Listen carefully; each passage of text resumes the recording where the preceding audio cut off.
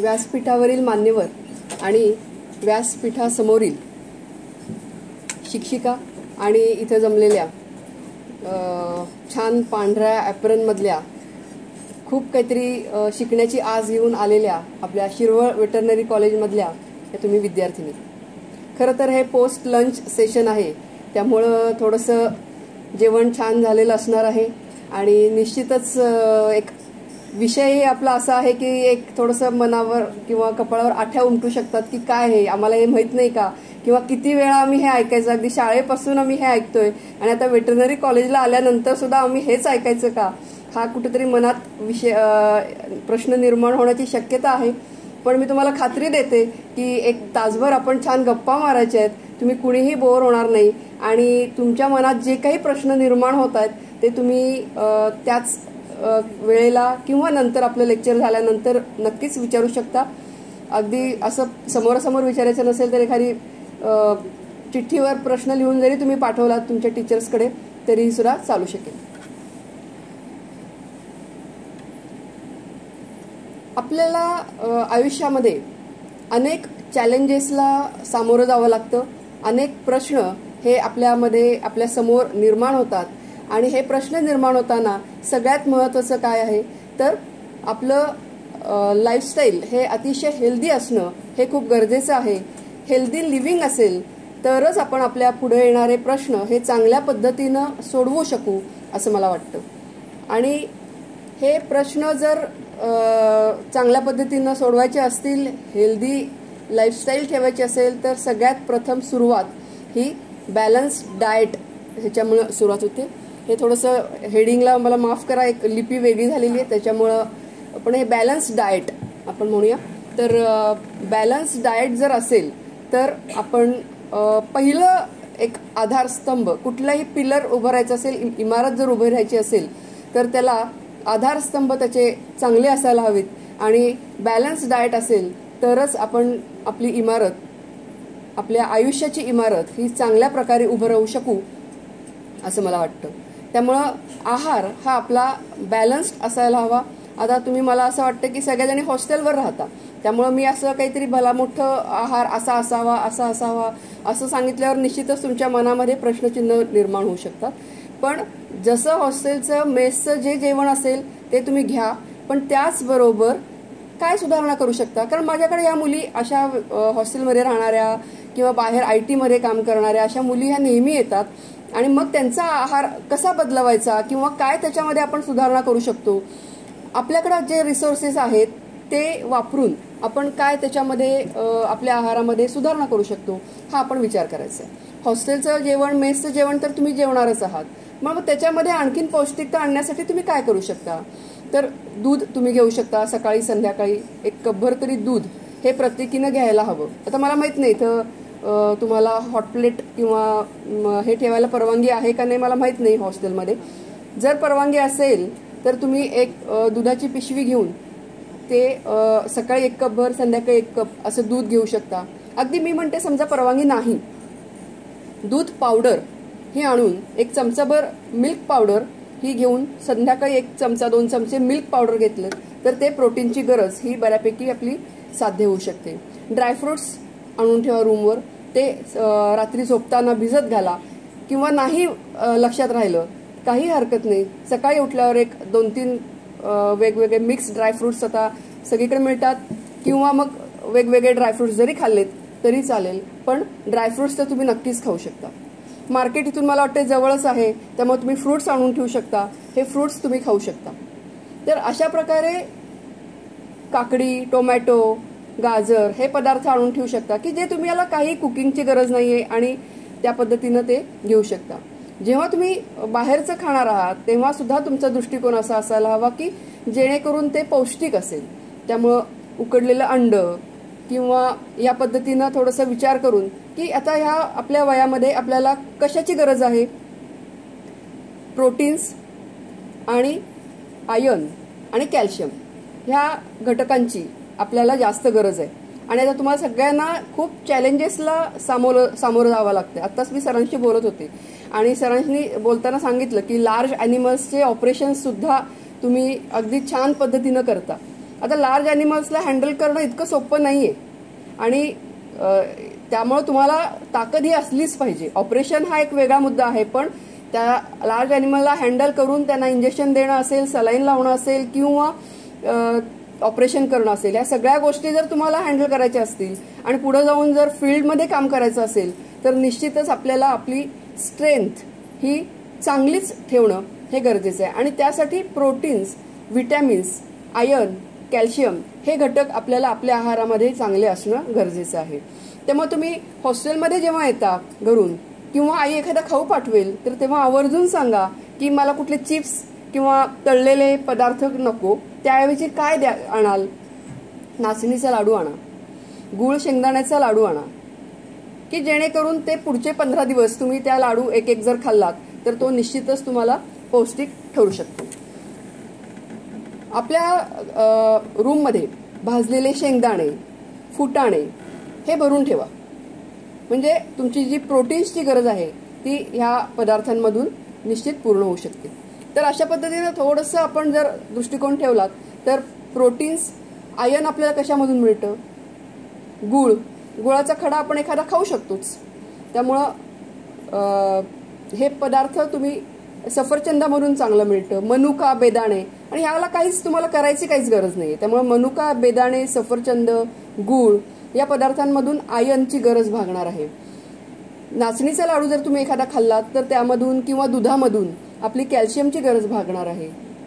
तर फार मोठं रॉकेट सायन्स नाहीये आहार हा, हे फक्त थोडासा दृष्टिकोन ठेवायचा. कारण बरेचदा आमच्याकडे मुली येतात, अनेक तक्रारी असतात, बरेचदा लक्षातही येत नाही आणि आपण हिमोग्लोबिन चेक करून बघितलं तर 8 असतं, 8.5 असतं, कधी चेकच केलेलं नसतं. आणि म्हणून या महिला दिनाच्या निमित्तानं मी तुम्हाला सगळ्यांना विनंती करेन की सगळ्यांनी आपापलं हिमोग्लोबिन चेक करा. आपलं हिमोग्लोबिन हे कमीत कमी 12 तरी पाहिजे. आपल्या इंडियन स्टँडर्डनुसार आम्ही म्हणतो की 10, 10.5 असावं, पण आयडियली 12 हिमोग्लोबिन पाहिजे. जर आपलं हिमोग्लोबिन चांगलं असेल तर आपण पुढे जाऊन आपले सगळे चॅलेंजेस हे चांगल्या पद्धतीनं पार पाडू शकतो. त्यामुळं थोडंसं हे आहाराबद्दल आपण बघूया. त्याचबरोबर जेवणाच्या वेळा ह्या पाळल्या गेल्या पाहिजेत. आता मान्य आहे तुम्ही हॉस्टेलमध्ये राहता त्यामुळं तुम्हाला थोडंसं मागं पुढं होऊ शकतं, पण मला वाटतं हॉस्टेलमध्ये असल्यामुळंच तुमच्या वेळाही उलट पाळल्या जात असतील जेवणाच्या. त्यामुळं जेवणाच्या वेळा पाळा. या इथं फिगरमध्ये दाखवले त्याप्रमाणे बघा. जर बरेचदा असं होतं की ब्रेकफास्ट हा स्किप केला जातो, कारण झोपून उठायला उशीर झालेला असतो, लेक्चर असतं आणि मग स्किप करूया ब्रेकफास्ट म्हणून स्किप केला जातो. दुपारचं जेवणही बऱ्यापैकी असंच धावपळीत घेतलं जातं आणि रात्रीचं जेवण आपण निवांत असतो, त्यामुळे रात्रीचं जेवण हे भरपेट आणि भरपूर केलं जातं. आणि त्यामुळं मग हे जी फिगर दाखवलेली आहे ती सेंट्रल ओबेसिटी ही वाढत जाते. आणि म्हणून ब्रेकफास्ट चांगला असायला हवा, लंच हे मध्यम करावं आणि डिनर हे ॲव्हरेज करावं किंवा कमी करावं. फास्ट फूड आपल्याला सगळ्यांनाच आवडतात. हे पदार्थ जरी समोर दिसले तरी तोंडाला पाणी सुटतं.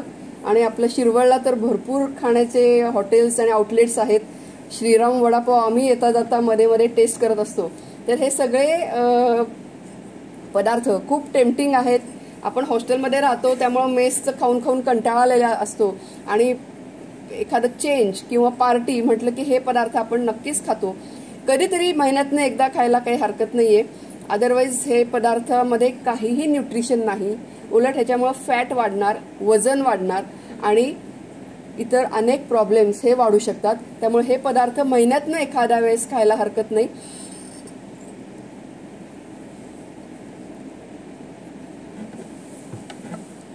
आता ही कोला पेय आहेत किंवा चहा, कॉफी.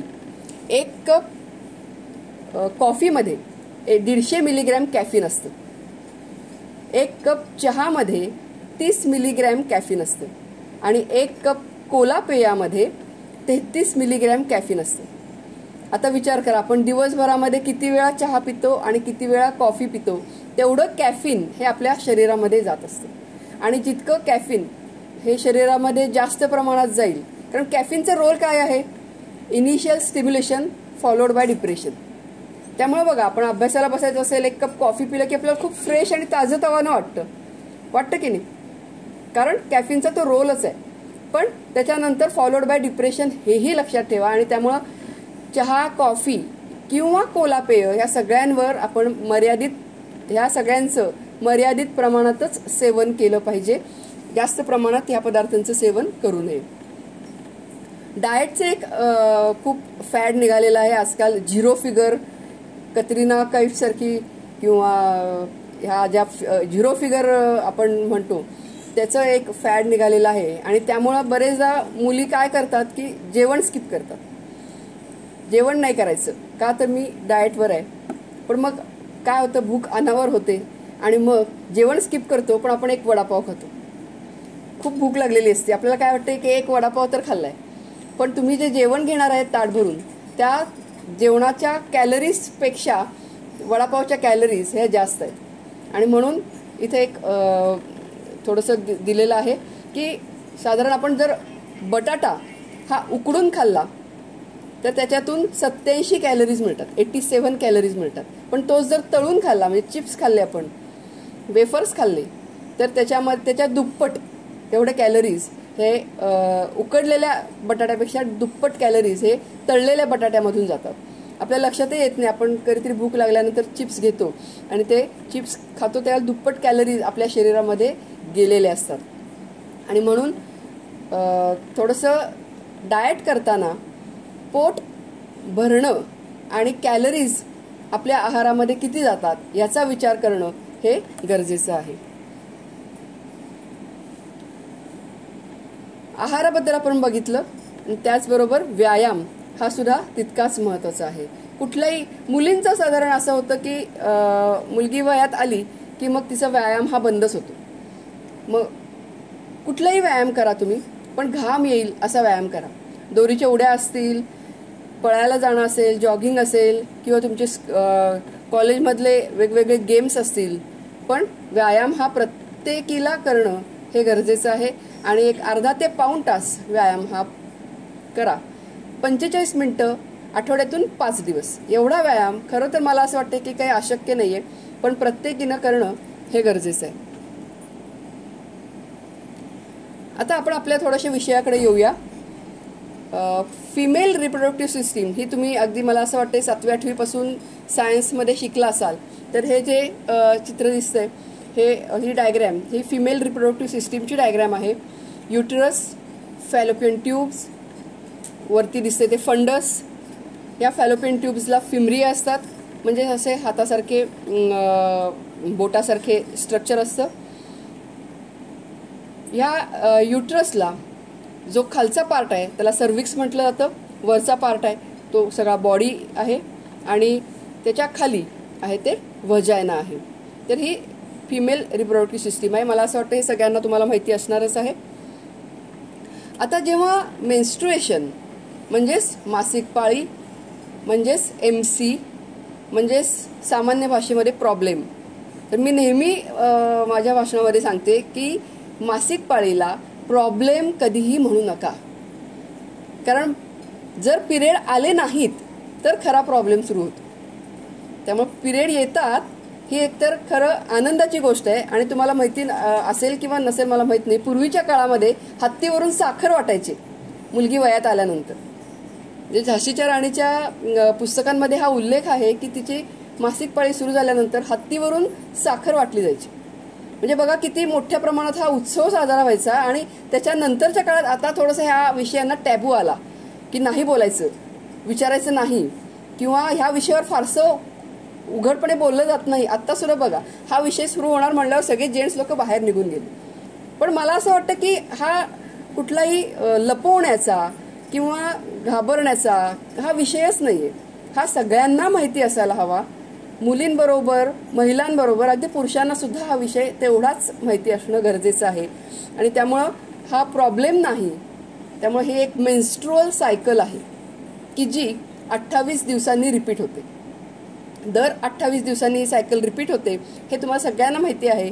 आणि ही 28 दिवसांनी रिपीट होत असताना आयडियली ती 28 दिवसांनी रिपीट होते, म्हणून त्याला सायकल म्हटलं जातं, मेन्स्ट्रुअल सायकल MC.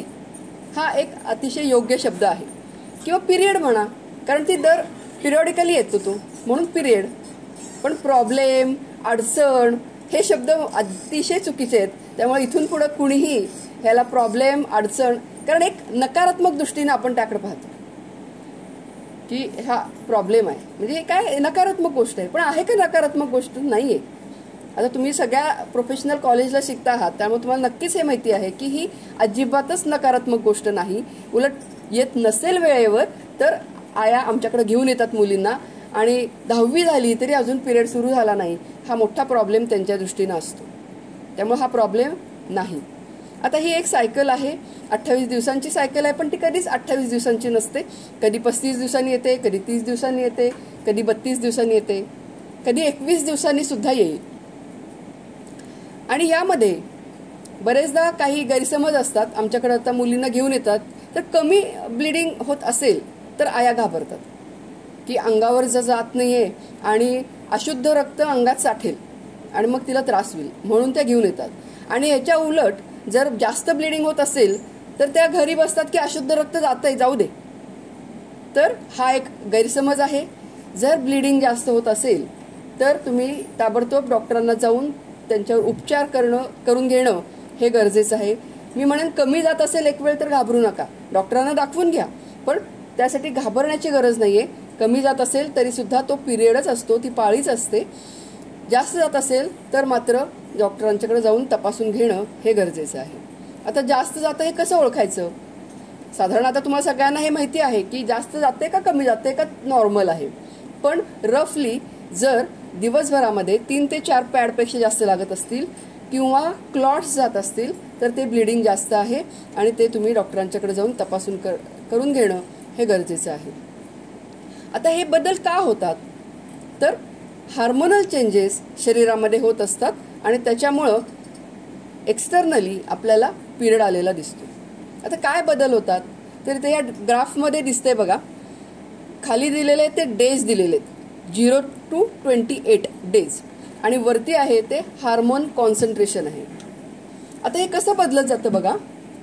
पहिलं आहे ते 0 to 4-5 डेज पर्यंत आहे ती मेन्स्ट्रुअल फेज आहे. सुरुवातीला FSH हार्मोन हे थोडंसं वाढायला लागलं, त्यानंतर ते कमी कमी कमी होत मग इस्ट्रोजेन वाढायला लागलं. LH पीक झाला, आणि जेव्हा LH पीक होतो तेव्हा ओव्ह्युलेशन होतं.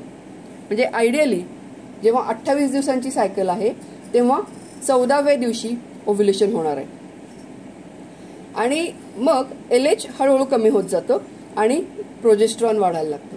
म्हणजे पहिल्या हाफमध्ये प्री ओव्ह्युलेटरी फेजमध्ये इस्ट्रोजेन जास्त आहे, FSH जास्त आहे, आणि त्याच्यानंतरच्या पोस्ट ओव्ह्युलेटरी फेजमध्ये प्रोजेस्ट्रॉन जास्त आहे. तर याप्रमाणे हार्मोनचे हे बदल होतात. आणि होतं कसं की एंडोमेट्रियम आपण पहिल्या ह्याच्यामध्ये बघितलं स्लाइडमध्ये, हे जे पांढरं आहे लाइनिंग आतलं ते एंडोमेट्रियम आहे, म्हणजेच युट्रसचं आतलं आवरण. हे एंडोमेट्रियम हे थिन होत जातं, आणि जसं जसं पहिल्यांदा सुरुवातीला थिन असतं ते हळूहळू वाढत जातं, थिक होतं, आणि साधारण 27-28 दिवसाला ते थिक होतं, म्हणजे मऊ गादीसारखं ते आवरण तयार होतं. आता त्या आवरणाला हार्मोनल चेंजेसमुळे होणारा रक्तपुरवठा, ब्लड सप्लाय हा कमी होतो किंवा खंडित होतो, आणि त्यामुळं हे एंडोमेट्रियमचे फ्लेक्स हे निघून जायला लागतात, प्लस ब्लड व्हेसल्स या डॅमेज होतात, आणि त्यामुळेच मेन्स्ट्रुअल फ्लो हा सुरू होतो. ही नैसर्गिक क्रिया आहे, आणि या पद्धतीनं हे मेन्स्ट्रुएशन हे सुरू होतं. हार्मोनल चेंजेस काय होतात हे आपण बघितलं. आता ह्याच्यामध्ये सगळ्यात महत्त्वाचं हायजीन आपलं असणं, योग्य असणं हे महत्त्वाचं आहे. कधी आपण डॉक्टरांच्याकडे जायचं किंवा कधी उपचार करून घ्यायचे हेही आपल्याला माहिती असणं गरजेचं आहे. त्याचबरोबर हायजीन हे ह्या काळामध्ये एरवीच नेहमीच, पण ह्या काळामध्ये का अधिक? कारण सर्व्हिक्स थोडंसं ओपन झालेलं आहे, आणि सर्व्हिक्स ओपन झालेलं असल्यामुळं जर आपण हायजीन आत्ता प्रॉपर नाही पाळलं तर काय होणार?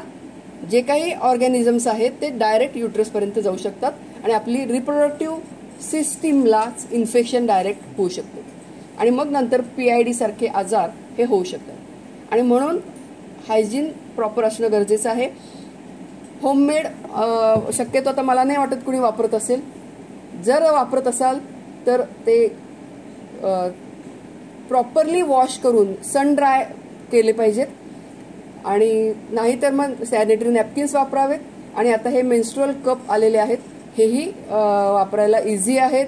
आणि ह्याचा फायदा असा होतो की ह्याच्यामुळं तुम्हाला ते सॅनिटरी नॅपकिन्स कॅरी करा किंवा ते डिस्पोज करा, पर्यावरणाला त्याचा धोका होऊ शकतो. तर त्यासाठी म्हणून हे मेन्स्ट्रुअल कप हे इझी आहेत. बरेच जण आता हे वापरतात. तर साधारण मी ह्याची तुम्हाला डायग्राम दाखवलेली आहे की या प्रकारे हा मेन्स्ट्रुअल कप असतो. ह्याला खाली एक राऊंडेड हे असतं आणि त्याच्यामुळं आपण ते खाली ओढून काढू शकतो, आणि वरती होल्स आहेत सक्शन रिलीज करण्यासाठी. हा मेन्स्ट्रुअल कप हा असा आपल्या शरीरामध्ये बसतो आणि तिथे ब्लड हे कलेक्ट होत असतं. खाली दाखवलेल्या डायग्राम्स प्रमाणे तिथं ब्लड हे कलेक्ट होतं. याचे वेगवेगळे सायझेस असतात, हे वेगवेगळे कलर आकार हे असतात. आता हे कसे वापरायचे, तर सर्वात प्रथम हे स्वच्छ धुवून घ्यायचे, शक्य असेल तर बॉईल करून घ्यायचे, ते फोल्ड करायचा आणि मग फोल्ड करून तो इन्सर्ट करायचा.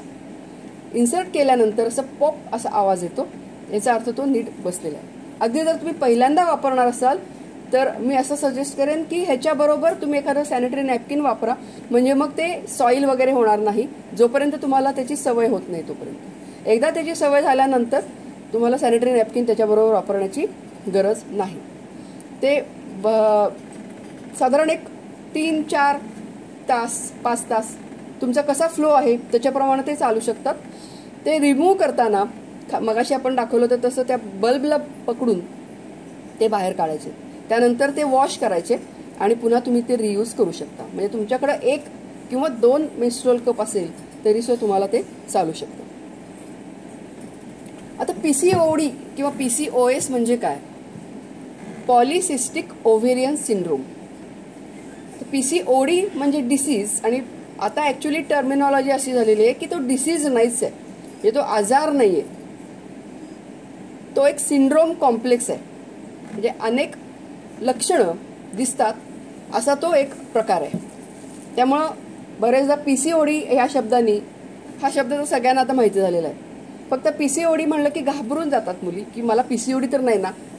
तर पीसीओडी ह्याच्यात घाबरण्यासारखं काहीही नाहीये, पण त्याचबरोबर तो एक अलार्मिंग साईन आहे की तुम्ही जागं होण्याची गरज आहे, आपली लाईफस्टाईल चेंज करण्याची गरज आहे की जेणेकरून पुढं काही प्रॉब्लेम्स येऊ नयेत. म्हणजे जवळजवळ 10 महिला जर घेतल्या तर त्यातल्या एकाला पीसीओएस होत असतो.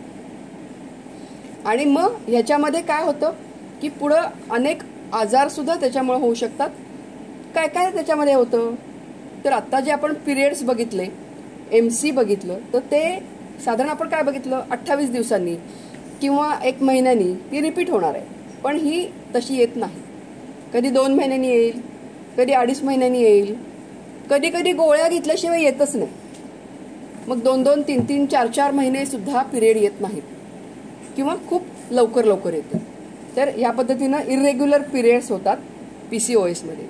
अजून काय होतं की फेशियल हेअर वाढायला लागतात, मेल टाईप डिस्ट्रीब्युशन हेअरचं हे होऊ शकतं, ओबेसिटी वाढते, वजन वाढतं, चेहऱ्यावर पिंपल्स यायला लागतात. तर हे सगळे चेंजेस हे पीसीओएस मध्ये एक्सटर्नली आपल्याला हे दिसू शकतात. आता ह्याच्यामध्ये होतं काय नेमकं, आता ह्या डायग्राम मध्ये बघा, लेफ्टला जे दिसतंय ते नॉर्मल आहे आणि राईटला जे आहे ते पॉलिसिस्टिक ओव्हरी आहे.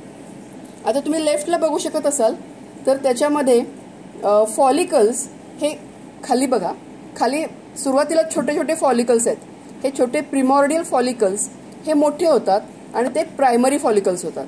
ते अजून मोठे होतात, ते सेकंडरी फॉलिकल्स होतात आणि मग ते मॅच्युअर होतात. म्हणजे साधारण आकाराने जर बघितलं आपण तर 6-7 मिलीमीटरपासून हा आकार वाढत जातो. तो 18, 19, 20 मिलीमीटरपर्यंत हा आकार वाढू शकतो. आणि मग त्याच्यानंतर ते रप्चर होतात. हे जे फॉलिकल्स आहेत ह्यातला एक फॉलिकल हा मोठा होत गेलेला दिसतोय बघा इथं, आणि तो रप्चर होतो म्हणजेच ओव्ह्युलेशन होतं. की जे मगाशी आपण बघितलं होतं 14व्या दिवशी आयडियली ओव्ह्युलेशन होतं, ते ओव्ह्युलेशन इथे झालेलं आहे. आणि मग ओव्ह्युलेशन झाल्यानंतर जो फॉलिकल आहे त्याला कॉर्पस ल्युटियम म्हणतात आणि नंतर त्याला कॉर्पस अल्बिकन्स म्हणजे तो क्रम्पल होऊन गेलेला आहे. ही नॅचरल प्रोसेस आहे, ही नॉर्मल ओव्हरी आहे. आता PCOD मध्ये काय होतं किंवा PCOS मध्ये काय होतंय, तर हे जे फॉलिकल्स आहेत, प्रिमॉर्डियल फॉलिकल्स, हे एक मोठा व्हायला पाहिजे, त्यातला वाढत वाढत मोठा व्हायला पाहिजे. तसं न होता वरती दिसतंय बघा की अनेक मल्टिपल इमॅच्युअर फॉलिकल्स हे तयार होतात. एका स्टेजला डेव्हलपमेंट स्टॉप होऊन जाते आणि मल्टिपल इमॅच्युअर फॉलिकल्स हे तयार होतात. आणि त्यामुळं काय होतं, ओव्ह्युलेशन व्हायला पाहिजे ते ओव्ह्युलेशन होत नाही. आणि मग त्यामुळं हे अनेक प्रॉब्लेम्स हे पुढचे सुरू होतात की आता सांगितलं तसं पिरियड इरेग्युलर होणं, ओबेसिटी, ॲक्ने, फेशियल हेअर वाढणे, हे प्रॉब्लेम्स हे येत जातात. आता हे आपल्या शरीरावर कशा पद्धतीनं काम करतात, काय काय त्रास होतात, केस गळू शकतात, मूड स्विंग्स वाढतात, स्लीप डिस्टर्ब होते, ॲक्ने आपण मगाशी आता बघितलं तसं, आणि इरेग्युलर पिरियड होतात, वेट गेन होतं. सगळ्यात महत्त्वाचं म्हणजे इन्शुलिन रेझिस्टन्स येतो. आणि म्हणून ह्याच्या अशा PCOS पेशंट्समध्ये डायबिटीस होण्याचा शक्यता ही जास्त असते. इन्शुलिन रेझिस्टन्स आल्यामुळं डायबिटीस होण्याची शक्यता या पेशंट्समध्ये जास्त असते. खरं तर मी पेशंट म्हणणार नाही, PCOS हा एक सिंड्रोम कॉम्प्लेक्स आहे. हा 10 पैकी एका मुलीला होतो, पण त्याच्यामध्ये काय काय पुढं होऊ शकतं ते आपण बघतो. आणि मग इन्फर्टिलिटी, मुलं न होणं किंवा हेअर ग्रोथ ही हॅम्पर होणं किंवा हेअर लॉस होणं, हे सगळे प्रकार हे या PCOD मध्ये होत जातात. मग तर याला काही ट्रीटमेंट आहे का?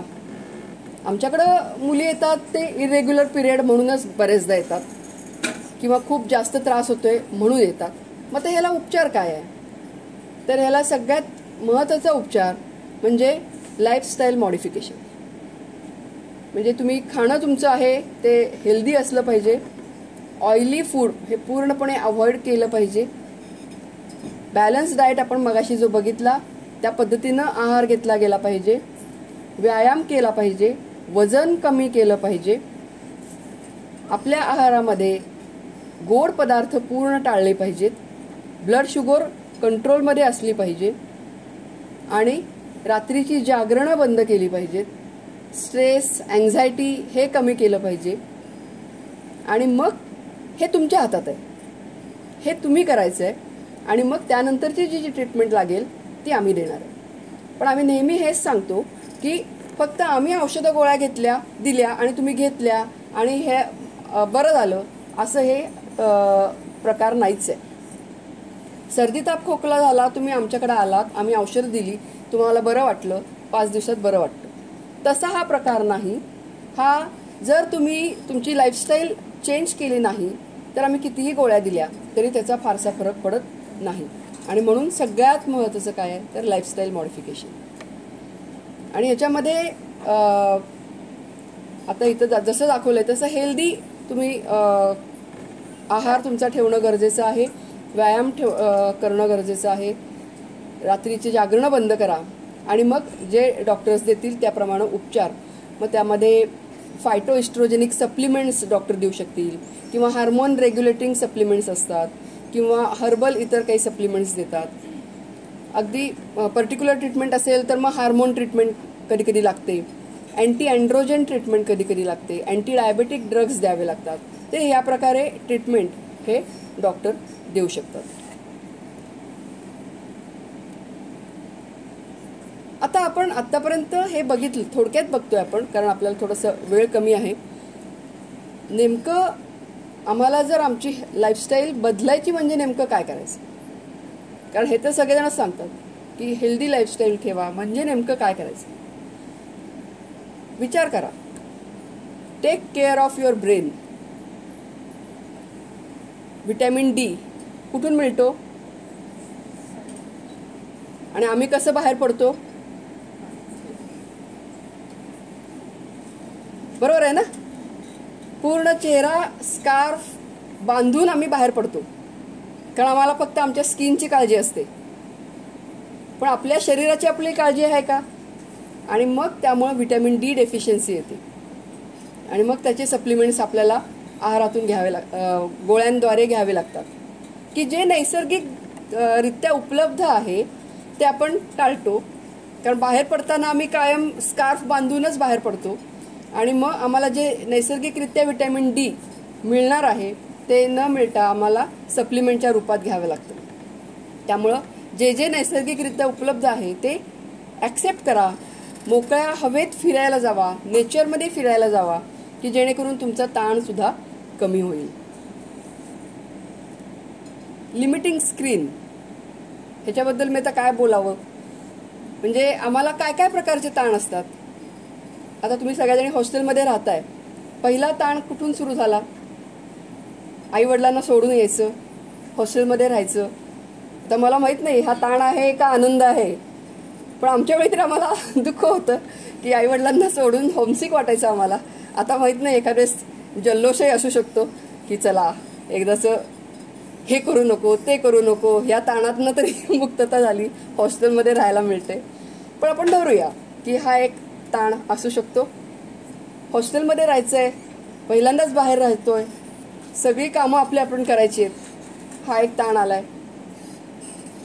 आपली रूम पार्टनर, तिच्या कोण कुठली येणार आहे माहिती नाही, आली आहे, आता आपण त्यांच्याबरोबर ॲडजस्ट करून घ्यावं लागतं. तिच्या सवयी वेगळ्या, माझ्या सवयी वेगळ्या, त्याबरोबर मी ॲडजस्ट करून घेते, हा एक ताण आहे. कॉलेजमध्ये जायचं आहे, वेगवेगळे सब्जेक्ट्स शिकायचे आहेत, लार्ज ॲनिमल्स, पेट्स, त्या सगळ्यांची ट्रीटमेंट शिकायची आहे, त्यांना हँडल करायचं आहे, तोही ताण आहे. पॅथॉलॉजी, फार्मॅकॉलॉजी सारखे सब्जेक्ट शिकायचे आहेत, कुणाचे आरबीसीज न्यूक्लिएटेड आहेत, कुणाचे आरबीसीज नॉन न्यूक्लिएटेड आहेत, हे सगळं लक्षात ठेवायचं आहे, हा एक ताण आहे. 4th इयरपर्यंत आलो, आता PG काय, कुठं PG मिळेल, त्यासाठी प्रिपरेशन, हा एक ताण आहे. हे सगळं करत असताना आम्ही मोबाईलही वापरत असतो. इंस्टाग्रामवर वेगवेगळे फॉलोअर्स असतात, कुणीतरी मला फॉलो करतं आणि माझ्या मनामध्ये गुदगुल्या निर्माण होतात, आवडतं मला. कधी कधी कुणीतरी अचानक मला अनफॉलो करतं, मला राग येतो, तो ताण वाढतो. मी एखादी पोस्ट टाकते आणि त्या पोस्टला रिस्पॉन्सच मिळत नाही, तो ताण आहे. अनेक ताणांना आम्हाला सामोरं जावं लागतं. आणि ह्या ताणांना सामोरं जायचं कसं? आम्ही म्हणतो ताण घेऊ नका, हे इतके वेगवेगळ्या प्रकारचे ताण आहेत. खाण्याचे तर वेगळाच ताण आहे. हॉस्टेलमधलं, मेसमधलं आम्हाला आवडत नाही, घरी आम्हाला आई छान छान करून घालते. एखादी भाजी नाही आवडत म्हणलं की तुला नाही का आवडत, थांब मी दुसरी करून घालते.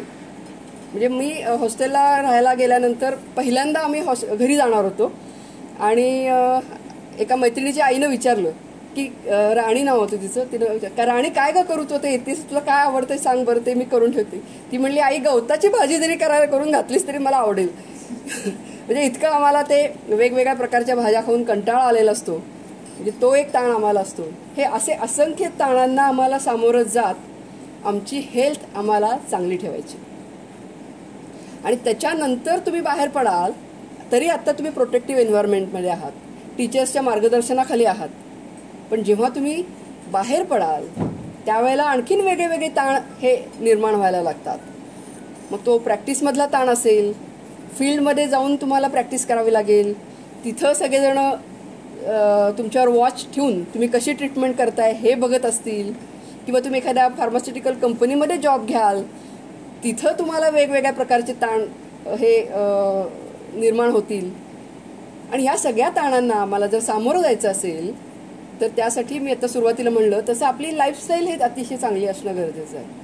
आणि म्हणून काय लक्षात ठेवणं गरजेचं आहे, आज आम्हाला जो मोबाईल अतिशय मुबलक उपलब्ध आहे, एक 20 वर्षापूर्वी असं जर कोणी म्हणलं असतं की तुम्हाला फिरता फिरता असं मोबाईल हातात असेल आणि तुम्ही फोनवर बोलू शकाल, तर आपल्याला विश्वास बसला असता का? आणि आज अशी परिस्थिती झाली आहे की उठल्यानंतर पहिलं दर्शन आम्ही कशाचं घेतो? मोबाईलचं.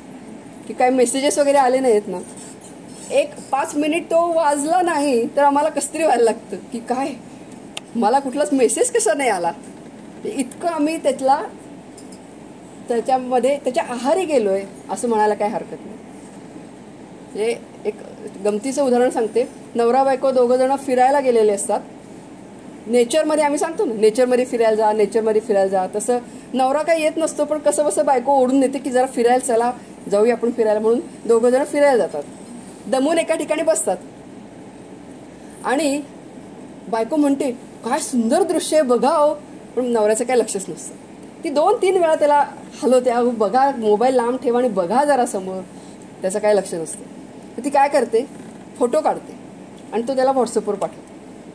त्याला तो इतका आवडतो आणि तो म्हणतो हे बघ काय सुंदर फोटो आहे, किती सुंदर फोटो आलाय व्हॉट्सअपवर. ती तो मोबाईल बाजूला सारते आणि म्हणते तेच तुझ्या समोर आहे आणि तेच मी तुला बघायला सांगते. ही आपली आज अवस्था झालेली आहे की आम्ही इतकं त्या मोबाईलच्या आहारी गेलेलो आहोत. कुठलाही पदार्थ केला की पहिल्यांदा त्याचा फोटो काढला गेला पाहिजे. म्हणजे माझ्याही घरी तेच आहे. कुठलाही पदार्थ असं टेबलावर मांडला की थांबा, खायचा नाही, आधी त्याचा फोटो काढायचा, तो इन्स्टावर टाकायचा किंवा फेसबुकवर टाकायचा, त्याच्या किती लाईक्स येतात बघायचे आणि मग तो पदार्थ चांगला झालाय का नाही हे बघायचं. म्हणजे खातोय आम्ही, पण आम्ही जळवतोय दुसऱ्यांना, किंवा त्यांच्या लाईक्स आम्हाला मिळाल्या की आम्हाला छान वाटतं, पण कमी लाईक्स मिळाल्या तर मात्र जे काही दुःख होतं ते काही विचारू नका. आणि म्हणून हे एक आभासी जग आहे, हे आम्ही लक्षात घेणं हे गरजेचं आहे. आणि ह्या आभासी जगामुळंच अनेक सायबर क्राईम सुद्धा घडत आहेत, हे सुद्धा लक्षात ठेवणं हे गरजेचं आहे.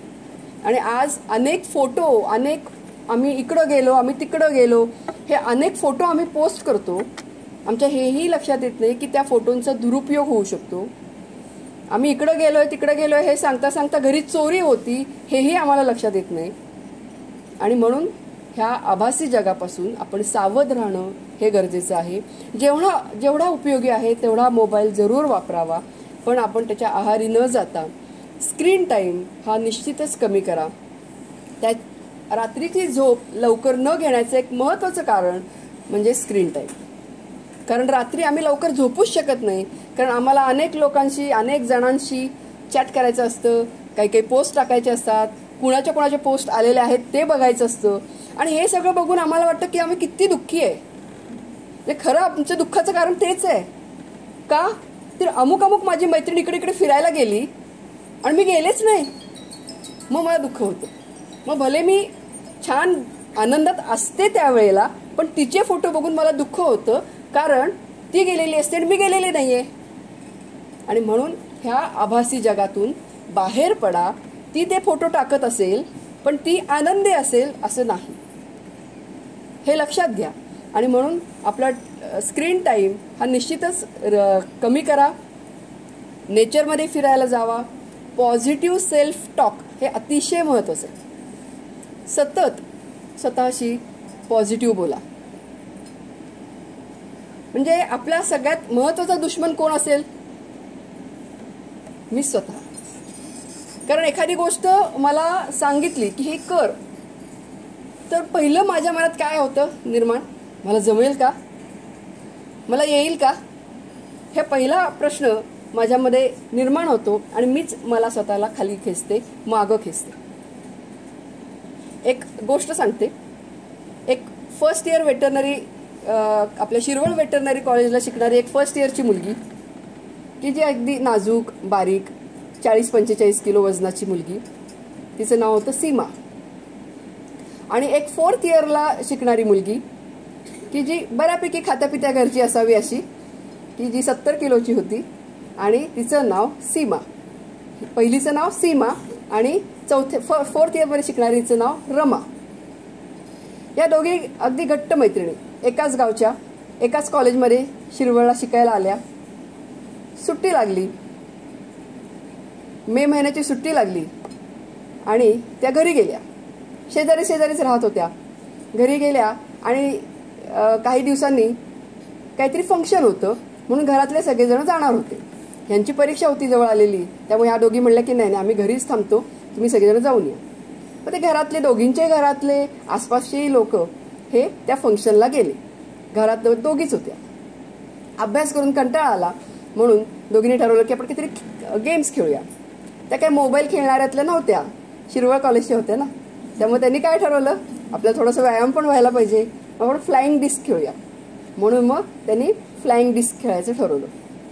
आता बघा, त्यांचं घर, दोघींची घरं अशी, आणि आता पूर्वीच्या काळचं घर असेल तिथं विहीर होती शेजारी.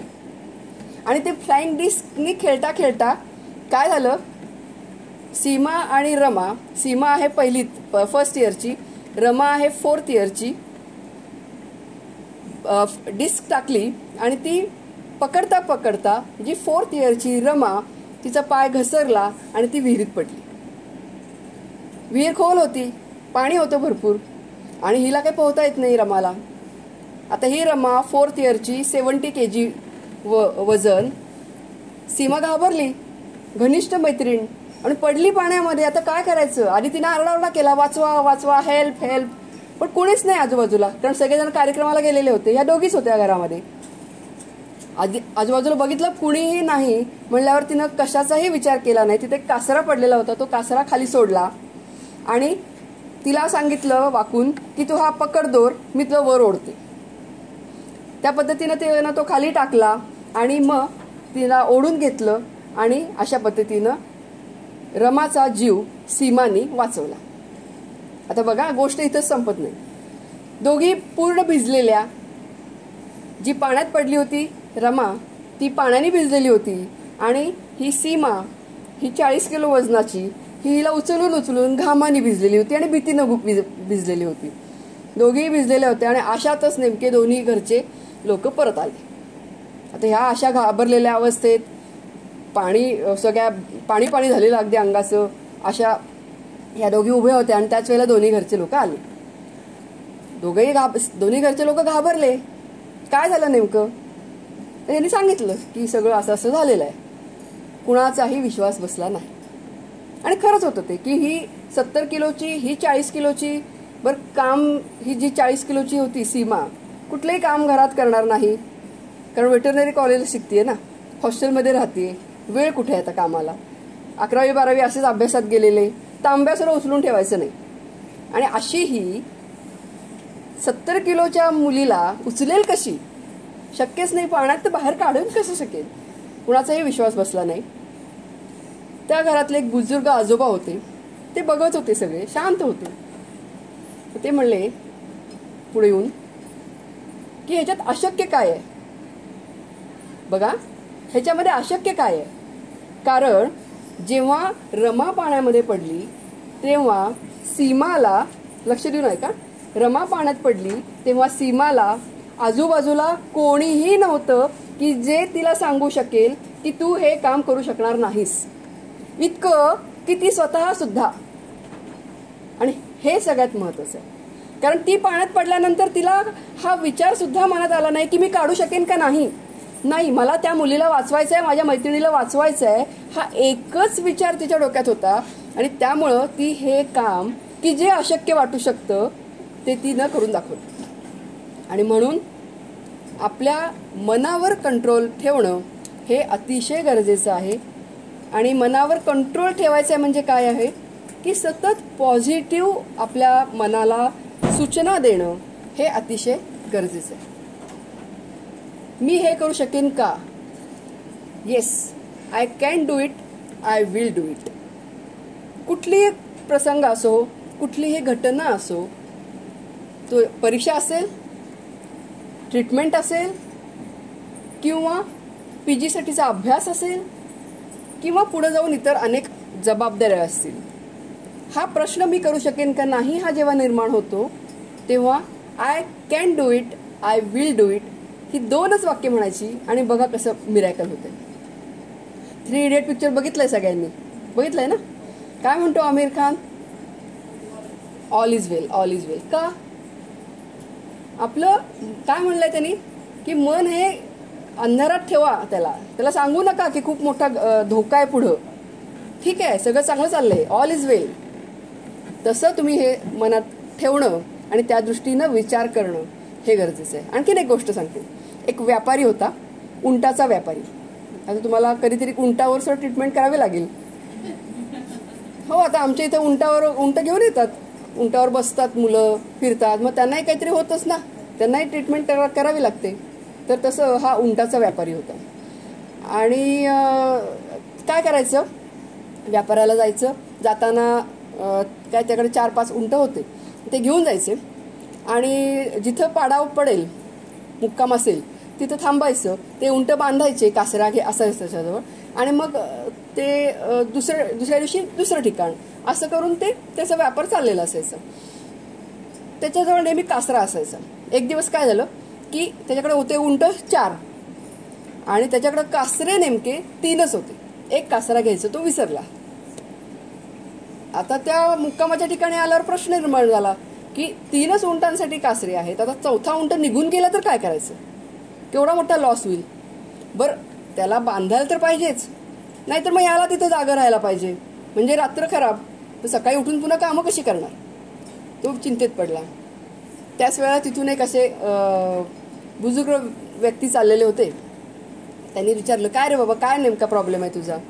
तर तो म्हणला की अहो असं असं झालेलं आहे, आणि नेमकी रात्रीची वेळ असल्यामुळे दुकानही सगळी बंद होती, त्यामुळे कासरा त्याला काही कुठं तिथं मिळत नव्हता. मग त्यांनी विचारलं, मग त्यांनी सांगितलं की असा असा प्रॉब्लेम झालाय, काय करावं. मग ते म्हणले तू एक काम कर, 3 कासरे आहेत ना.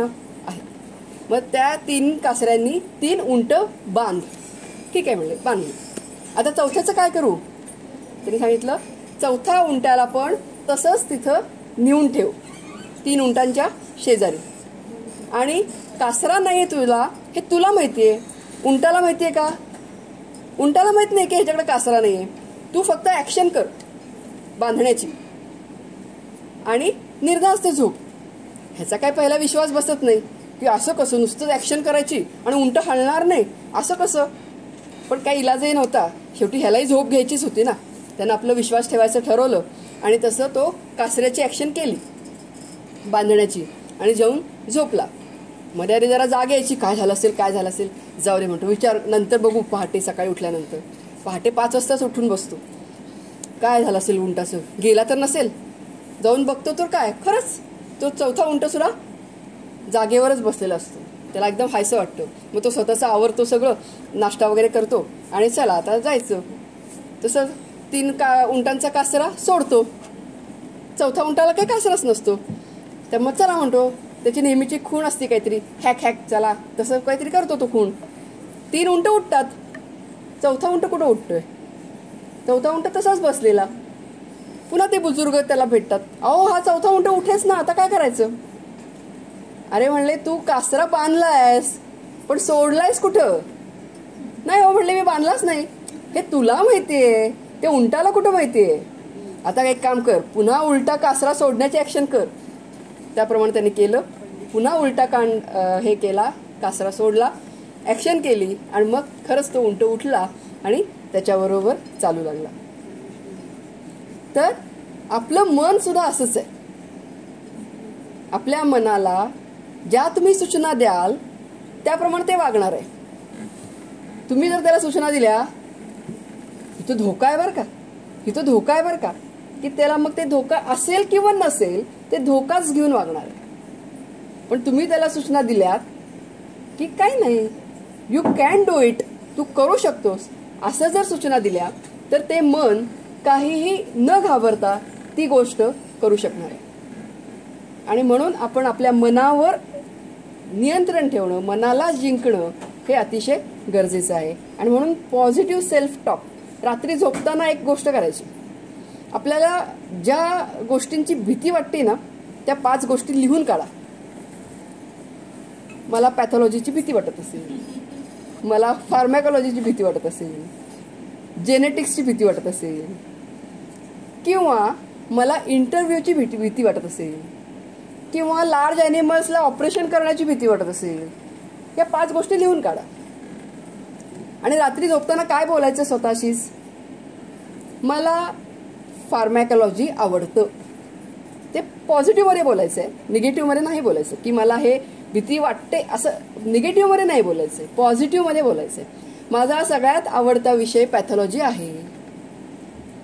मला लार्ज ॲनिमल्सवर ऑपरेशन करायला खूप आवडतं. मला इंटरव्ह्यू खूप सोपे जातात आणि चांगले आवडतात मला. अशी 5 वाक्य प्रत्येकाची वेगळी वेगळी असतील. अगदी आमची सुद्धा, तुमचीच असं नाही, आमची सुद्धा. आम्हालाही अनेक आयुष्यात चॅलेंजेस फेस करायला लागतात. तुम्हाला निदान 6 महिन्यातनं परीक्षा असेल, आम्हाला रोजची परीक्षा आहे. रोज एक नवीन पेशंट येत असतो आणि नवीन पद्धतीनं त्याला फेस करावं लागतं. तर ही 5 वाक्य पॉझिटिव्हरित्या लिहून काढायची आणि रोज रात्री झोपताना ती म्हणायची. अगदी अभ्यासातलंच नाही बरं का, आपल्याला एखादी आपली सवय बदलायची असेल तरी सुद्धा. आपल्याला माहिती असतं की ही मला लागलेली सवय ही चुकीची आहे, की मी वेळेवर आवरू शकत नाही, ही मला एक सवय आहे, मला ती बदलायची पण मी बदलू शकत नाही. तर ही सवय सुद्धा तुम्ही बदलू शकता जर तुम्ही स्वतःशी पॉझिटिव्हली बोलत गेलात. तर ही 5 वाक्य रोज म्हणायची, पण तीच 5 वाक्य पाहिजेत. ती लिहून काढा, पाठ करा आणि तीच 5 वाक्य रोज म्हणा. कधी? रात्री झोपताना. कारण काय होतं, आम्ही झोपतो पण आपलं सबकॉन्शियस माइंड हे चालू असतं, ते काम करत असतं. आणि हे सबकॉन्शियस माइंड जर आपण त्याला त्यावेळेला जर पॉझिटिव्ह विचार दिला तर तो पॉझिटिव्ह विचार घेऊन आपण सकाळी उठणार आहे.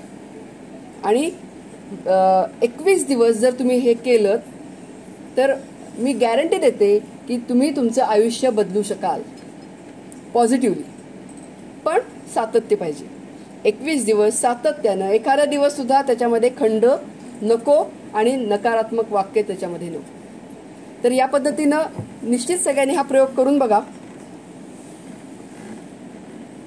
डोपामिन, ऑक्सिटोसिन, एंडॉर्फिन्स, सिरोटोनिन हे हॅपी हार्मोन्स आहेत. आणि हे हॅपी हार्मोन्स कधी सिक्रेट होतात? बघा, आपल्याला एखादं बक्षीस मिळालं की आपल्याला छान वाटतं की नाही? का? कारण त्यावेळेला हॅपी हार्मोन्स सिक्रेट झालेले असतात.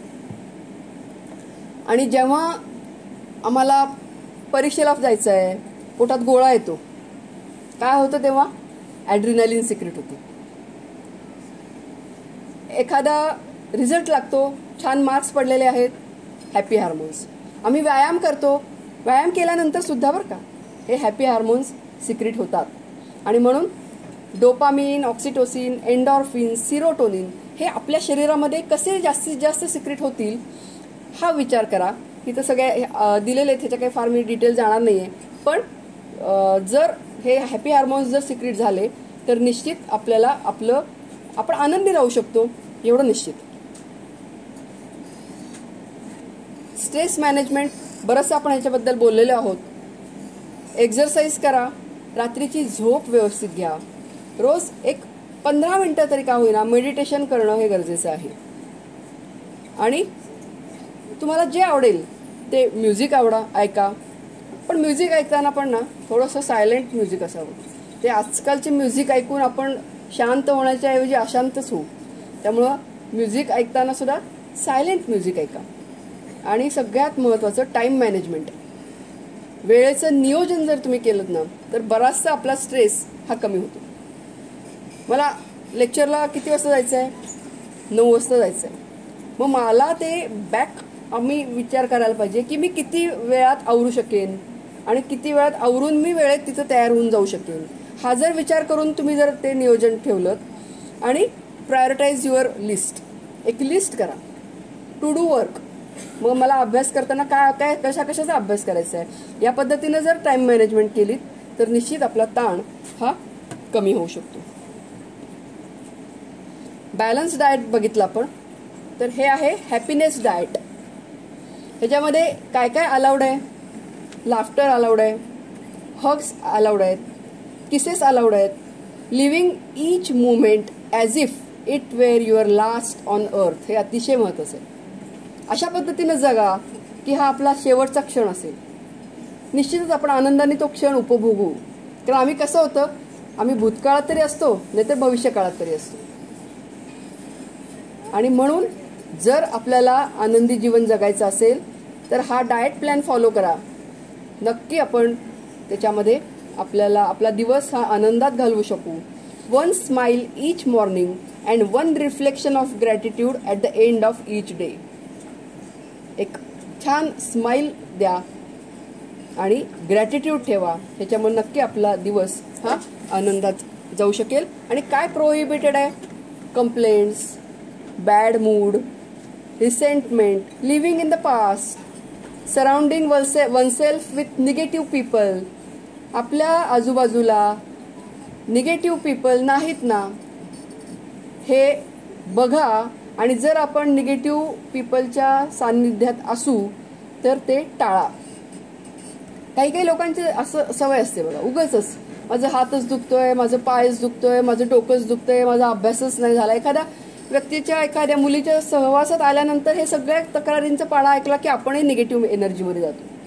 आणि म्हणून एकतर तुमची एनर्जी अशी पाहिजे की तिला निगेटिव्ह एनर्जीमधनं काढून तुमची पॉझिटिव्ह एनर्जी तिला द्या, एवढी तुमची ताकद पाहिजे. किंवा नसेल तर मग अशा व्यक्ती टाळा. तर हे हॅपीनेस डाएट आहे. स्वामी विवेकानंद म्हणतात, दिवसातून एकदा तरी स्वतःशी बोला. तसं केलं नाही तर जगातील एका चांगल्या माणसाबरोबर महत्वाची मीटिंग करणे राहून जाईल. आणि म्हणून सेल्फ टॉक, आणि तो कसा पाहिजे, पॉझिटिव्ह. छंद जोपासा. तुम्ही सगळ्याजणी अभ्यास करणाऱ्या सिन्सिअर मुली आहात, पण तरी सुद्धा एखादा काहीतरी छंद हा निश्चित जोपासा की जो आपल्याला आपला स्ट्रेस कमी करण्यासाठी मदत करतो. Laughter is natural stress booster. ताण कमी करण्याचं सगळ्यात योग्य आणि महत्वाचा उपाय, बिनखर्चिक उपाय म्हणजे हसा. खळखळून हसा. लहान मुलं 400 वेळा हसतात, प्रौढ व्यक्ती 15 वेळाच हसतात. आता आपण विचार करा, आपण दिवसभरामध्ये किती वेळा हसतो. आणि एका वेळी खळखळून हसल्यानंतर 3.5 कॅलरीज खर्च होतात. म्हणजे तुम्ही बारीक पण होणार आहे. म्हणजे बघा, तुमचा ताण कमी होणार आहे, तुम्ही बारीक होणार आहे. म्हणजे किती फायदे आहेत. फक्त हसायचं आहे. त्यामुळं laughter is natural stress buster. Our attitude towards life determines life's attitude towards us. आणि म्हणून आयुष्याकडं सकारात्मक दृष्टीनं पहा, आनंदी दृष्टीनं पहा, पॉझिटिव्ह ॲटिट्यूडनं पहा. तुम्हाला खरंच आयुष्य खूप आनंदी दिसेल, सकारात्मक दिसेल. धन्यवाद.